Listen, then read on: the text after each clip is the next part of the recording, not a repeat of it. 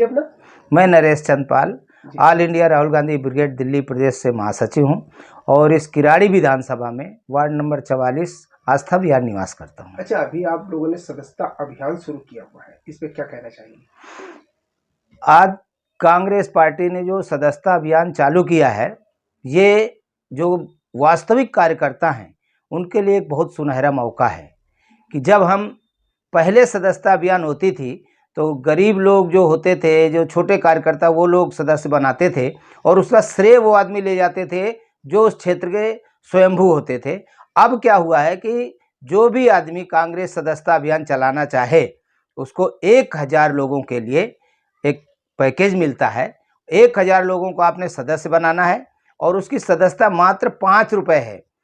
आप सदस्य बनाते हैं तो उसमें सबसे पहले आपका नाम होता है, फिर मोबाइल नंबर होता है, उसके बाद आपका पहचान पत्र संख्या होती है ताकि आपको पता रहे कि आप वोटर हैं। उसके बाद जैसे ही आप सेल्फी लेते हैं, फ़ोटो आती है, उसके बाद उसमें आता है कि आपकी कैटेगरी क्या है। कैटेगरी का मतलब है आप जनरल हैं, एससी हैं, ओबीसी हैं, एसटी हैं, माइनॉरिटी हैं।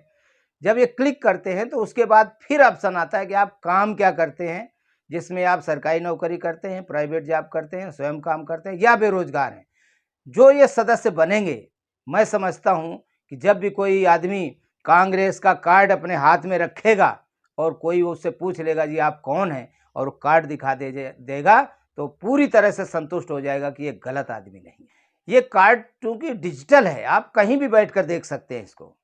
सबसे पहले तो आपको उनको पता है कि जो सक्रिय सदस्य बनाने के लिए उन्होंने बजट दिया है कि एक आदमी जब 1000 लोगों को बनाएगा तो वो सब 1000 लोगों को नहीं बनाएगा, उसने 10 लोगों को डिस्ट्रीब्यूट करना है और 10 लोग 100 आदमी को बनाएंगे। मेरा तो सवाल खुद बड़ी बड़ी पार्टियों से है, या ये कह लें कि मेरा एक मानना है कि ओबीसी की जनगणना का यह आधार होगा कांग्रेस की सदस्यता का।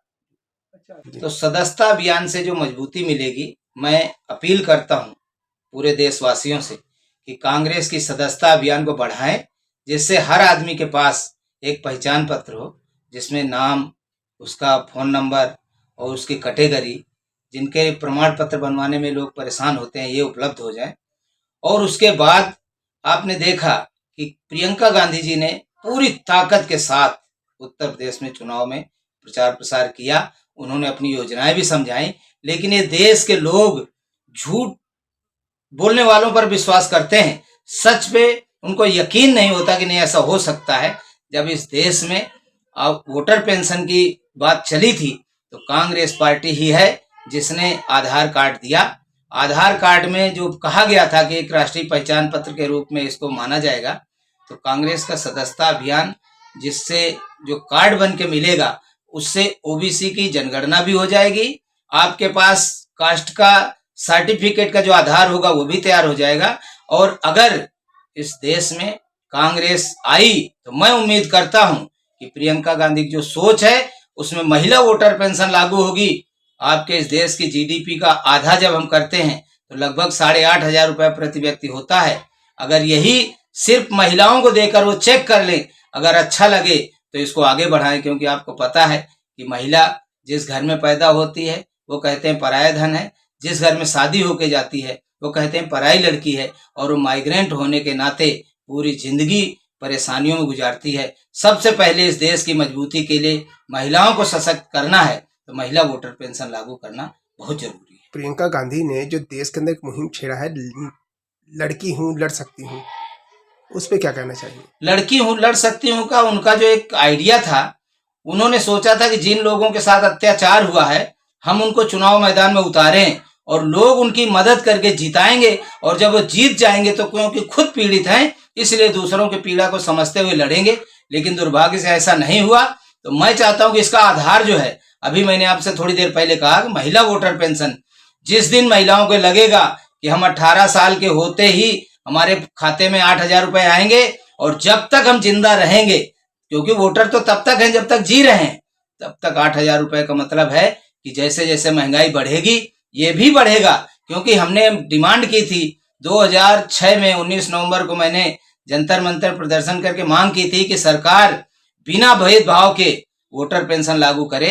इस देश की जीडीपी को आप समझना चाहते हैं तो अभी कुछ दिन पहले नरेंद्र मोदी जी ने कहा था कि मैं 10% जीडीपी का 20 लाख करोड़ दे रहा हूं कोरोना के टाइम पर। तो 200 लाख करोड़ होता है 100%, और इस देश में जनसंख्या तो 125 करोड़ है, लेकिन वोटर 90 करोड़ के ही आसपास हैं। तो एक आदमी के हिस्से में 8,000 आता है, तो मैं कहता हूं भले पुरुषों का भी ना दें, पहले महिलाओं को देकर शुरू करें, तो ये बजट चौथाई होगा। क्योंकि जो सरकार की योजनाएं हैं आप देख रहे हैं, राशन, मिड डे मील, विधवा पेंशन, विकलांग पेंशन, निर्मल आवास, भीख जैसी योजनाएं हैं जो कि गलत हाथों में जा रही है। कांग्रेस जब नीतियां बना रही है और आपकी नीतियां परफेक्ट है तो अस्तित्व क्यों खत्म होता जा रहा है? सबसे बड़ी चीज है कि केजरीवाल जब आए तो एकदम ऐसा लगा कि बड़ा चमत्कार करेंगे। इन्होंने कहा था मैं जन लोकपाल भी लाऊंगा। आज जन लोकपाल की चर्चा हो रही है क्या? केजरीवाल को मैंने कहा था कि अगर ईमानदारी से इस देश में सभी लोगों को सशक्त करना है तो वोटर पेंशन के लागू करना चाहिए। उसने हाँ भी कहा था, लेकिन केजरीवाल जैसा झूठा मैंने मुख्यमंत्री नहीं देखा। आप अगर आना चाहते हैं तो मेरे छोटे से क्षेत्र में किराड़ी आकर देख ले। पूरी दिल्ली में डीटीसी बसों में कह रहे हैं महिलाओं को हम फ्री यात्रा करा रहे हैं, डीटीसी में एक बस भी नहीं चल रही किराड़ी में। लोग जब 5 रुपए में पहुंचते थे नागलोई, आज 30 रुपए में ही रिक्शे से जा रहे हैं। जो सीवर लाइन आपके घर के ऊपर से जा रही है, आप जब अपने घर में जो जहां पर बैठेंगे टॉयलेट जो होगा, जिस दिन ये पंप नहीं चलेगा, बिजली चली जाएगी, तो आपका ये टॉयलेट उस सीवर लाइन के आके आपके घर में उबाल मारेगा और घर टॉयलेट से भर जाएगा। आज किराड़ी का पानी बाहर नहीं निकल रहा, इसलिए जो मकान बेसमेंट बन गए हैं उनमें से अपने आप पानी निकल रहा है और वहाँ पे पंप लगे हैं। इसी तरह जिस दिन ये सीवर फेल होगा, आपके घरों में से बदबू आएगी, गंदगी इकट्ठा होगी।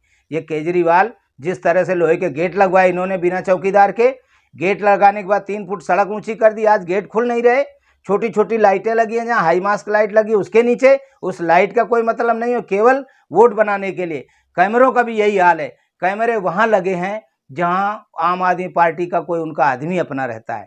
फ्री बिजली की जो बात कर रहे हो, आज हम कोई दुकान चलाते हैं तो 20 से 25 रुपए यूनिट भरते हैं। अगर हमारे से 2 की जगह 4 भी लिया जाता तो आज हम कम से कम 8-8, 10-10 लोगों का भरते हैं। दुकानदारों ने कौन सा पाप किया है? मैं चाहता हूं कि पूरे देश के लोग, कांग्रेस जो ईमानदारी के साथ आज तक काम करती आई है, कांग्रेस को जब सत्ता मिली थी तो यहाँ पर कुछ भी नहीं, सुई भी नहीं बनती थी। इन्होंने तोप से लेकर हवाई जहाज तक बनाए और उनके खड़े होने के लिए जगह बनाई।